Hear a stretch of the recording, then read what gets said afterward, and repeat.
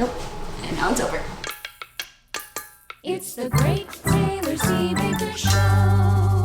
Hello, my name is Taylor C. Baker, and this is the Great Taylor C. Baker Show, where I bake my way through the Great British Baking Show. Technical challenges 1 week at a time. And this week, Bread Week. And I am starting with Paul Hollywood's Ciabatta. And fun fact, this is the first time I've ever made bread. So it could go horribly wrong, it could be underproved, it could be overbaked. There's so many things that could go wrong with the very deceptively simple baking of bread. And that's why I wore a tiny top hat. Because when in doubt, wear a tiny top hat and you will at least exude some sort of something. So I also donned a little bit of a space dress, a little galaxy going on, because bread and all carbs are out of this world. Okay, first up, I get to use a fun new thing I've never used in this mixer of mine, a bread hook. This came with my mixer and I honestly had no idea what it did. And so I am delighted to know, not only do I now know what it does, but I now know how to use it. So we're gonna start out with 2 cups of flour. I always do a little bit of a heat because I feel like I'd rather have too much. And you're gonna mix that with 1 tablespoon of salt. Give it a little bit of zing. Surely you'll add butter to this, or olive oil maybe. I'm using yeast, never used that before, so let's see how that goes. It says not to put the salt directly on top of the yeast. I put the salt in first, so hopefully it's okay to put the yeast on top of the salt. But you put 1 tablespoon of salt, 1 tablespoon of yeast. This stuff looks like little gremlins. And 11 ounces of cold water. And now, put your dough hook down at a low speed. We mix it. Mix it till it's doughy. Making some doughy bread. And I'm gonna just get in there with a spatula, scrape off the edges, get the flour that's at the bottom, so we can make sure no flour is left unturned. All right, and now that that is mostly mixed, it's got a nice, little spirally doughy consistency. You're slowly gonna add 3 1/3 ounces of water. You're gonna let that mix for 5 to 8 minutes. And while that's mixing, you can put some oil on a airtight container. It says you need a 5-ounce container. I don't have that, so I'm improvising and I'm cutting it into 2 different something else. So now you want to gently, because bread is all about aerating it and how much you mix it and everything. So you want to gently pour this into your container. Gentle.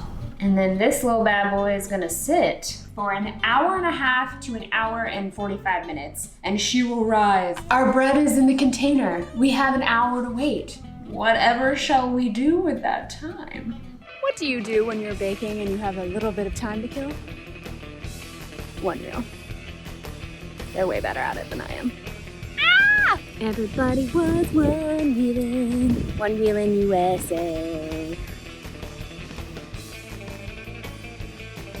That was sweaty and intense, but we're good. I didn't hurt myself. I did some fitness, had some fun. Let's bake our bread. So let's see. She has risen a lot. She actually rose a little too much and popped out of the container. So get ready for your bread to rise. Yeast is yeasting. And now we're going to dust our work surface and 2 pans with flour, the magic ingredient of baking. All right, so our surface is dusted, and now you have to carefully, it's almost like you want to sneak up on it, because bread is all about, just speak quietly, bread is all about aeration. Gently, pour it out onto your work surface. It will be wet, so don't be alarmed if your bread is wet, because mine's definitely wet. So now that you have your bread out of the container, cut dough into 2 long rectangles. It's kind of just a kersplat right now, so I don't think I need a knife.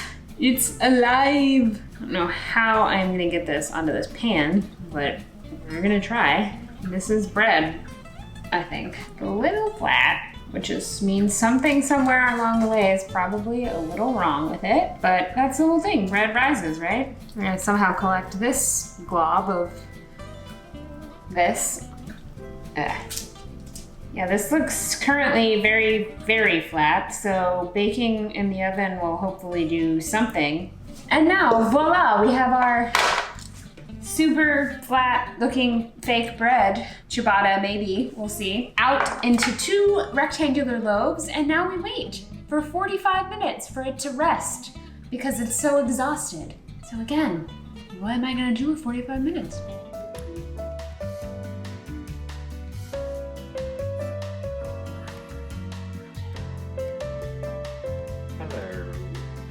How do you sit on this? All right, our ciabatta has rested. It's very well rested. It's rested for 45 minutes. I wish I could have done the same, but now it can go in the oven. 425 for 25 minutes. Hi, bread. Happy baking. May you rise in peace. It's the final countdown. Let's see if this is bread. A large flat piece of something. Nailed it. Nailed it. All right, first ever bread. I've made a flat, hard ciabatta surface. I'm sure it's gonna taste delicious. I think I made Paul Hollywood proud. Ha-ha! I got it off. So it's an improvement from my last episode. I was able to remove it from its surface. It's very thin. But a key thing to a good bake is that sound. So maybe the inside will be okay. Let's see how this large flat thing turned out.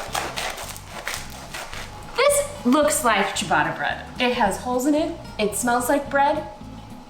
It just is weird shaped. I actually think this is baked correctly, although something clearly went wrong in the proving process as it did not rise. So in conclusion, that's good. I don't know, did I do it right? Did I do it wrong? It tastes good, but it looks terrible. That happens a lot with my bakes. I think we nailed bread. For my first bread bake, I'm happy. Thank you so much for watching. Be sure to subscribe, like, comment below, and stay tuned for next week because we have even more delightful bakes. And who knows what'll happen? I've had things stick to paper. I've had things not rise. We're learning. I'm learning. Thanks for coming with me.